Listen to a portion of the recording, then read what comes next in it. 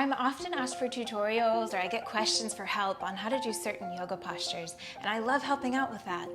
But today, I want to share 3 movements you will not see me attempting anymore. Please subscribe, leave a comment, like this video, and hit the bell. Now, I say anymore because, yeah, I used to do all of these, and yeah, they messed up my joints, so I stay away from them now.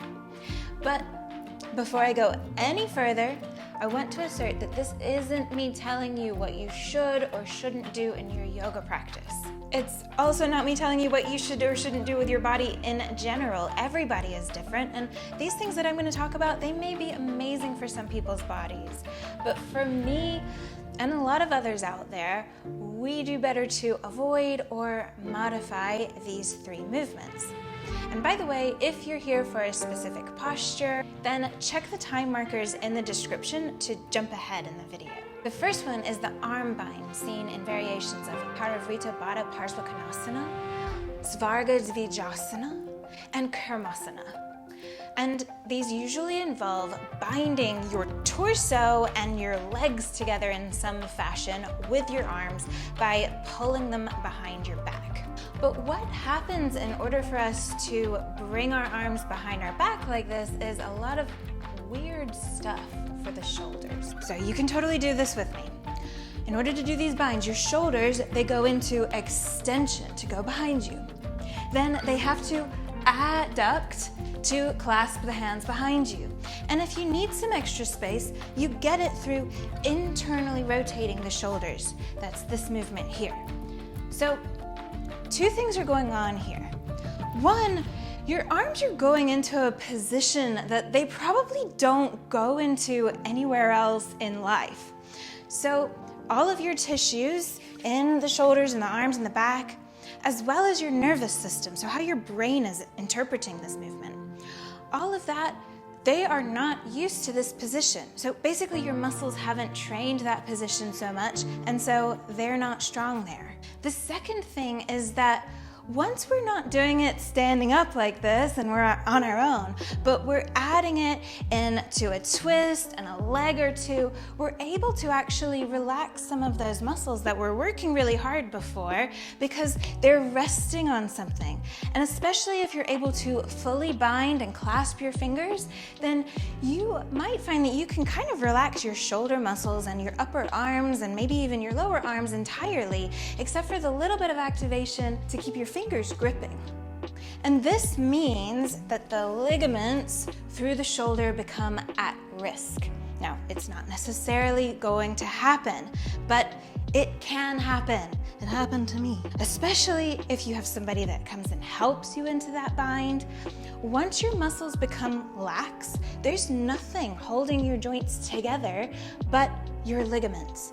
And your ligaments are not supposed to stretch because they do not have the ability to recoil, to bounce back to their original position like muscles and tendons do. Now, this is something that I, as someone with joint hypermobility, have had to learn the hard way. As I mentioned, this shoulder especially has been through all of this. But as I said, everyone is different, and so I don't want to scaremonger here. But I want to offer a few alternatives that you can try out if you'd rather not put your shoulder into this precarious position.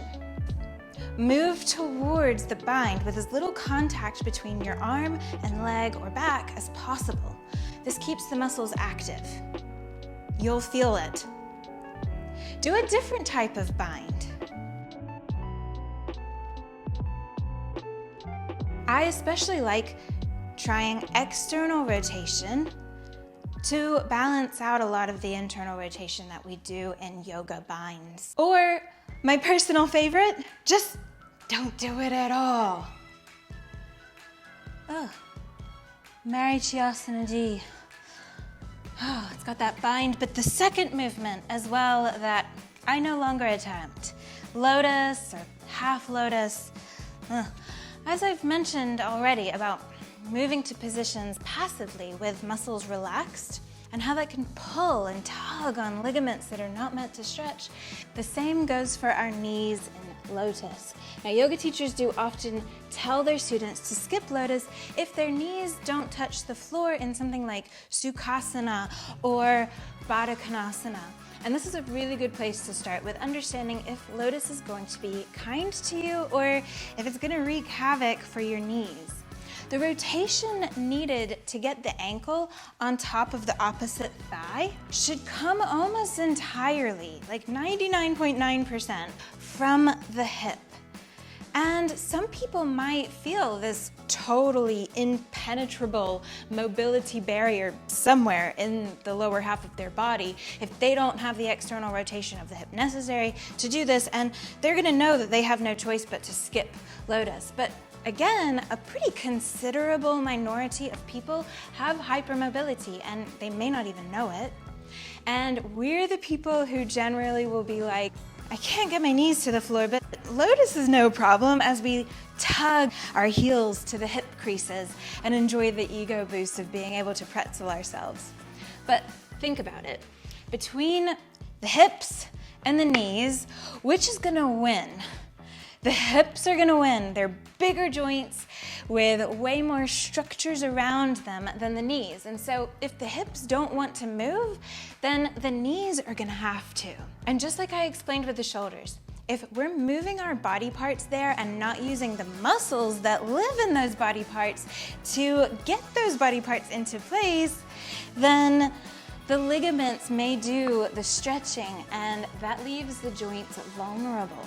And again, not scaremongering here. This may not be an issue for you, but from my experience of doing this over and over again, it meant that eventually my knees, especially my poor little left knee, got kind of wrecked. So instead, here are some modifications. Take a tree pose position anytime a posture asks for half lotus. You can try getting there actively without the use of your hands as well. This makes some postures a really fun challenge. Give your knees space.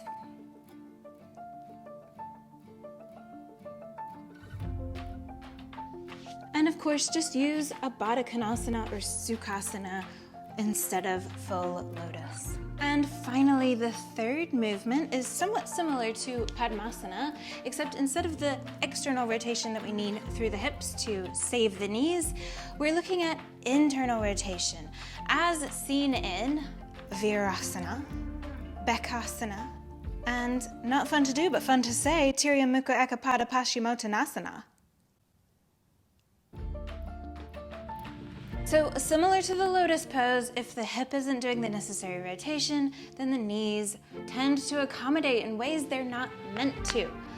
Again, especially if we're using gravity or our hands, come here, you, and not our leg muscles to put our legs there. So instead, think about using your own strength in your legs and less pulling in your arms in poses like Mukhasana. Think about resisting gravity in poses like hero.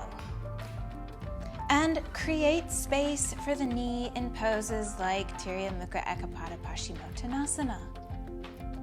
And this also helps work on your hip mobility. And listen, while you can absolutely work on the mobility of your hip, working on that external rotation and internal rotation, keep in mind that we all have differently shaped pelvises, and so for some people, the external rotation needed for lotus poses and also pigeon, these kinds of things, or the internal rotation needed for hero pose isn't something that their hip capsule will ever allow. So never force it. Remember, if you're in control of where you put your body parts, meaning you can move your arms or legs into these positions without any help from gravity or from pressing those body parts onto something else, then your joints and your ligaments and your nervous system will generally be safe. I hope you found this helpful and fun to watch. Please remember to subscribe, leave a comment, and hit that bell. It helps me tons. See you again.